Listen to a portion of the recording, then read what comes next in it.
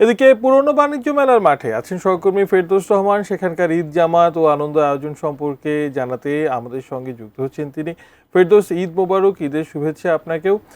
ঢাকাবাসীর জন্য একেবারে নতুন একটি ঈদের জামাতের আয়োজন করা হয়েছে পুরনো বাণিজ্য মেলার এই মাঠে। কি অবস্থা আসলে সার্বিকভাবে? একেবারে নতুন একটি ঈদ জামাতের কেন্দ্র বলা যায়। সেখানে কতজন মুসল্লি আসলেন? এই ঈদ জামাতে কে আসলে নামাজ পড়াবেন? ঈদের এই নামাজ নতুন যে সংযোজন, সার্বিকভাবে কি পরিস্থিতি?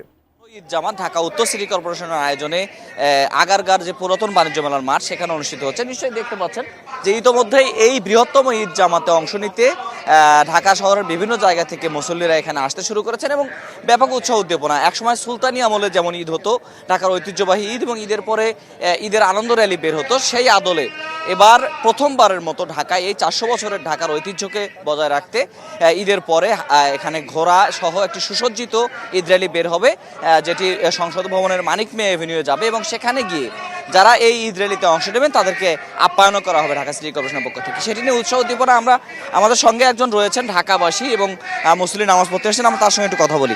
ভাই, এই যে ঐতিহ্যবাহী ঢাকার 400 বছর, সেই 400 বছরের এক সময় সুলতানি আমলে যেমন ঈদ হতো, সেই আদলে ঢাকায় সবচেয়ে বড় জামাত হচ্ছে, কেমন লাগছে আপনার কাছে? কি মনে হয়?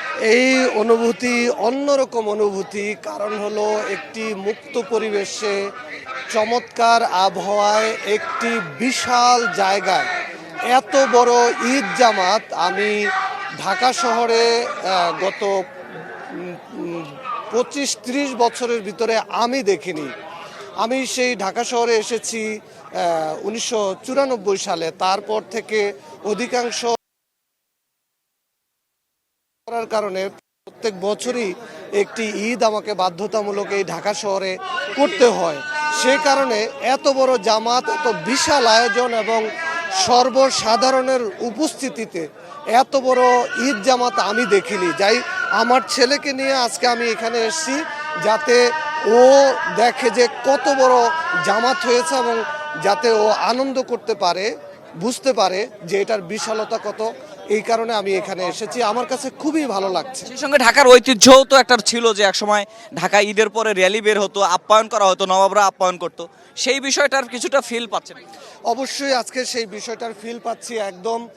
সে আপনার চীনমৈত্রী সম্মেলন কেন্দ্র থেকে দলে দলে মানুষ এখানে আসছে। আপনি দেখবেন যদি মোটরসাইকেল, যদি আপনার স্টোরিতে আপনি দেখবেন এখানে কমপক্ষে 20,000 মোটরসাইকেল আছে। মানে এইটাও একটা দেখার সৌন্দর্য। অর্থাৎ ঢাকার যে ঐতিহ্য, হয়তো জনসংখ্যা বৃদ্ধির কারণে এই ঐতিহ্য ধরে রাখা যায়নি, কিন্তু যেহেতু আবার শুরু হয়েছে, আমার ধারণা যে এটা পরবর্তী প্রজন্ম এটা বয়ে নিয়ে যাবে এবং এই যে চমৎকার পরিবেশ, সব মানুষ যাতে একসাথে ঈদের আয়োজনে অংশ নিতে পারে, সেটা ভবিষ্যতে নিশ্চিত করা হবে, এটা আমার ধারণা। অনেক ধন্যবাদ আপনাকে। আপনাকেও ধন্যবাদ। আমরা কথা বলছিলাম একজন ঢাকার বাসিন্দার সঙ্গে, সেই সঙ্গে তিনি গণমাধ্যমে কাজ করেন। আরেকজনের সঙ্গে একটু কথা বলি। এই যে সুশৃঙ্খল অবস্থা, দেখলেন যে পার্কিং আছে, সুন্দর মতো আসা যাচ্ছে, এইরকম ব্যবস্থা কি প্রতি বছরই কন্টিনিউ চান?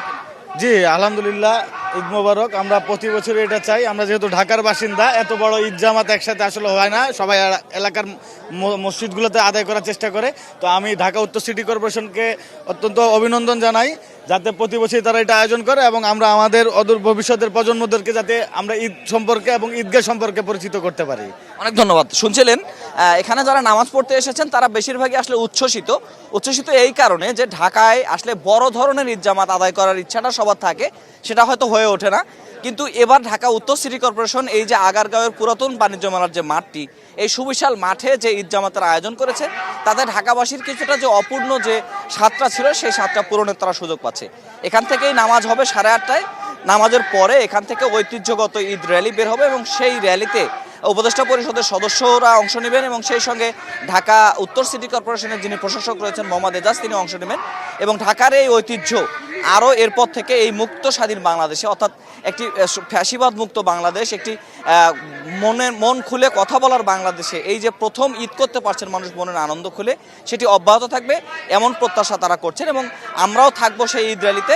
8:30 এখানে ঈদ জামাত অনুষ্ঠিত হবে। এখন ঈদের বিভিন্ন রকম যে বয়ানগুলো সেগুলো চলছে এবং এরপরেই এখানে থেকে র্যালি বের হয়ে সেই র্যালিটি যাবে মানিক মিয়া এভিনিউয়ে গিয়ে শেষ হবে এবং সেখানে এই যে যারা র্যালিতে অংশ নেবেন সেই সব মানুষকে আপ্যায়নও করা হবে ঢাকা সিটি কর্পোরেশনের পক্ষ থেকে। তো এই হলো শশী আমার কাছ থেকে এখনকার মতো ঈদ জামাতের সর্বশেষ। একটু পরে জামাত শুরু হবে, নিশ্চয়ই সেই জামাত আপনার মাধ্যমে আমরা দর্শকদেরকে দেখানোর চেষ্টা করব।